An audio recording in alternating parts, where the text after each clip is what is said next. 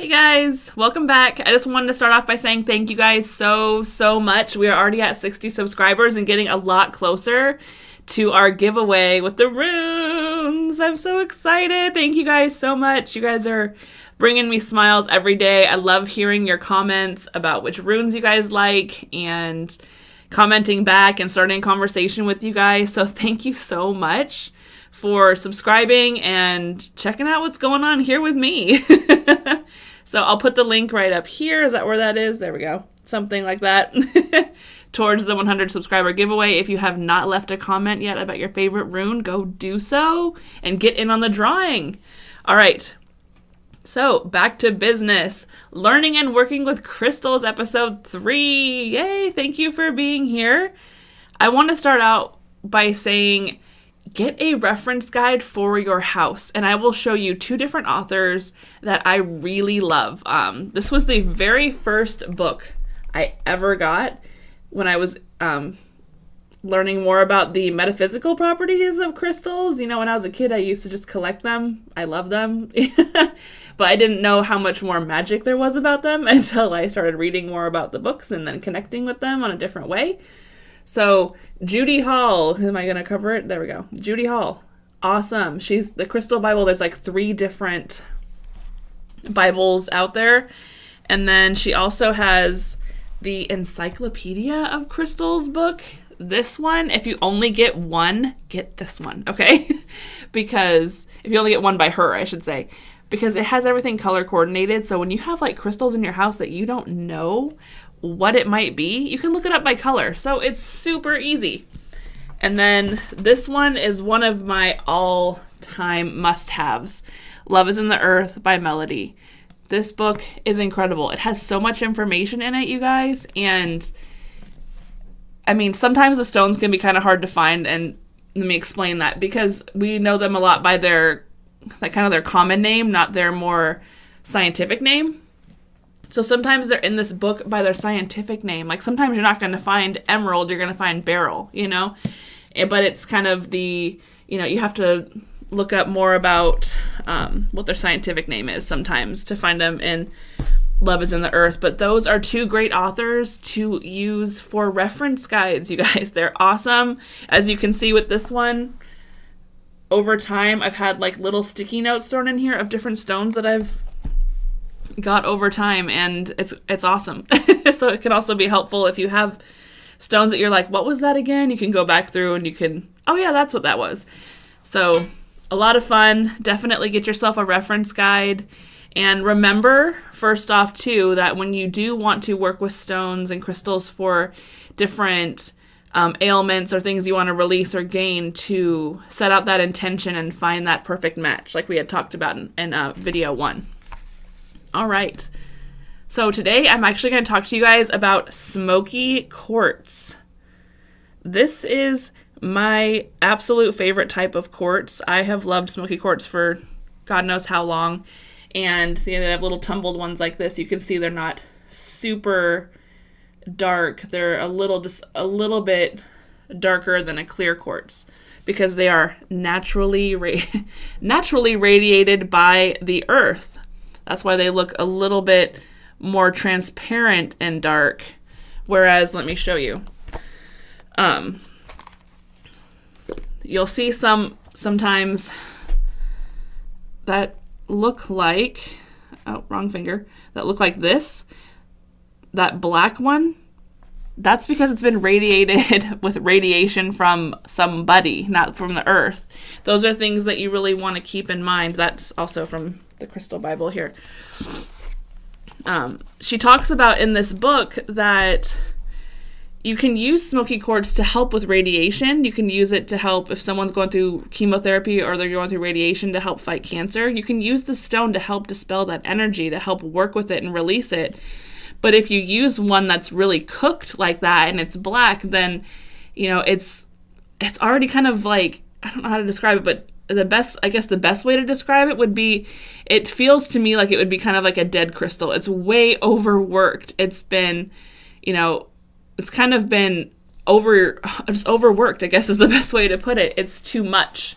You know, it's become artificial. Whereas, when it's done by the earth like this, it's done naturally, and it's not forced to have any of that radiation. It just has it, the earth does its natural form of radiation into it, not just cooking it with radiation. So when you go to buy a Smokey Quartz, really connect with that stone like we've talked about before, but also make sure you look for one that looks like a little more healthy, if that makes sense. One that's not just cooked black, like you get blackened chicken, then, it's just like, it's burnt. It was done a long time ago. It was done before that happened.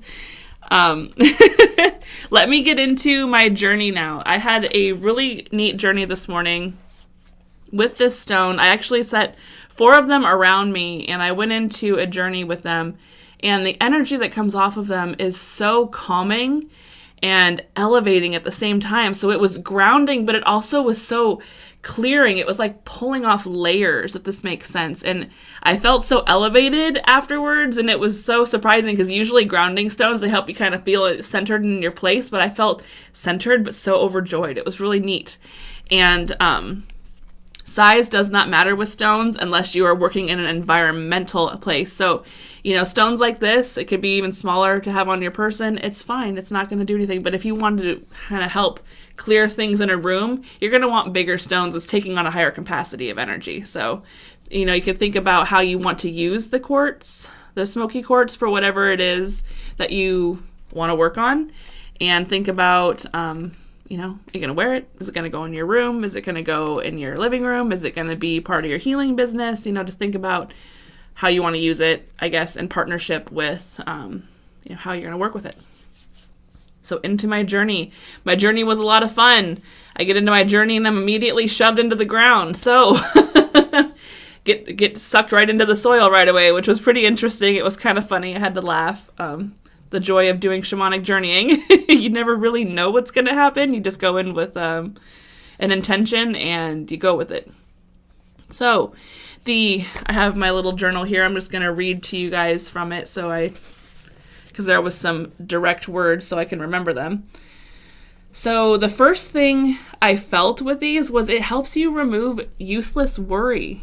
Those stupid thoughts that are so not needed, those stupid worries that we get, those things that are just like, it's clouding you for no reason. We worry about things that are just, 95% of the time aren't going to happen. We're just wasting our energy. This helps with releasing these worries. It helps release worry.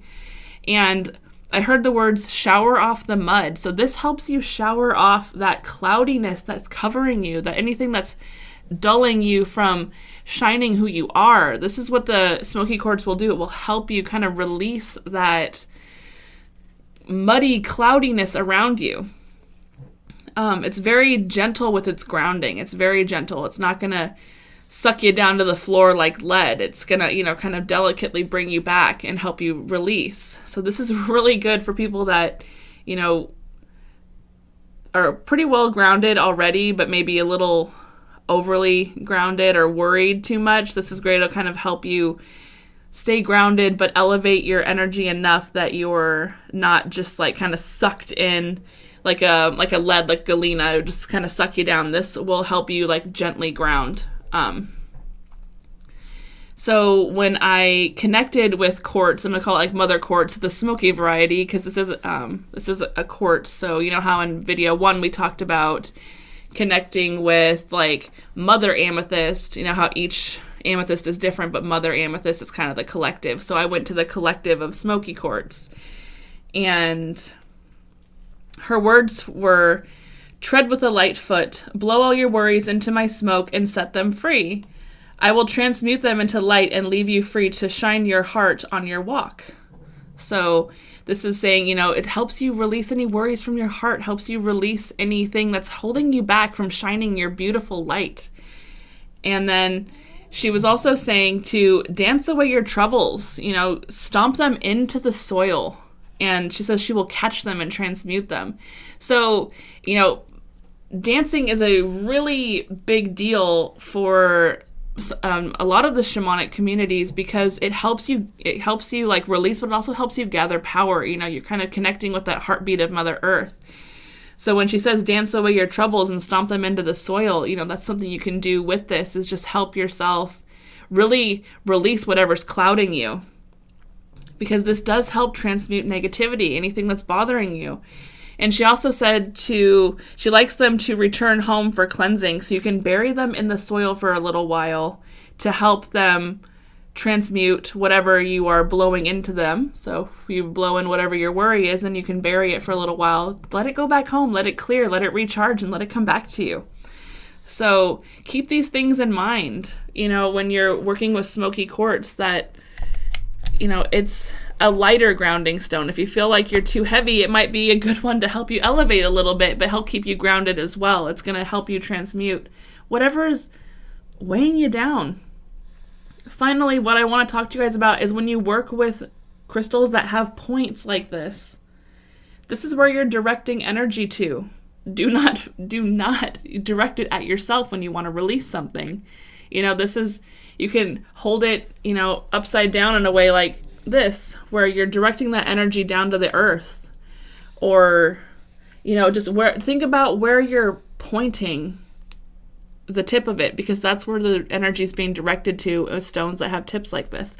If it's just a polished guy like this, it's really good for doing the absorbing, and then you can bury it as long as it's not like raw. Make sure it's kind of got a polish to it so it doesn't get super dirty and grubby from potentially getting like elements that you don't want in the cracks or or any water or anything like that. Polished ones are usually pretty safe. We've talked about before how you don't want ones that are, just for example, you don't want ones like this that will dissolve. So, but the polished ones will be okay. And this one likes to go back to the earth for a little while to clear and charge. So, it's up to you. Even if you don't want to put it out in the earth itself, in your yard, you could always take a little bit of potting soil and a planter and then put it in that soil for a little while so you know where it's at too. It's not getting dug up by rodents or something and they're making off with your crystals. But that is what I wanted to share with you guys about Smokey Quartz. This is a very readily available stone. A lot of you can get this in your local metaphysical shop. If you live in the Seattle area, I want to tell you guys there is a shop called Earthlight. It is owned by Kim and Todd, and it's out on the Kirkland waterfront. It is floor to ceiling crystals. It's like a kid in a candy store. It is so amazing. Sometimes you don't even know where to start because there's so much in there. And if you are not in that area, you're not in the United States, they do have an Etsy shop and they will ship internationally. So you can have a look at that. I will leave a description I will leave a link in the description below. And also, I do have my meditation wraps on sale at my shop for the next couple days only. It's only going through the month of June for the sale. There's still a handful left. None of them have Smokey Quartz, but a lot of them have rose quartz and amethyst, and those are stones that we'll get into as well. So I love you guys so much. Thank you for being here, and I hope you enjoyed this episode. Leave me a like and a comment. I would love to hear from you.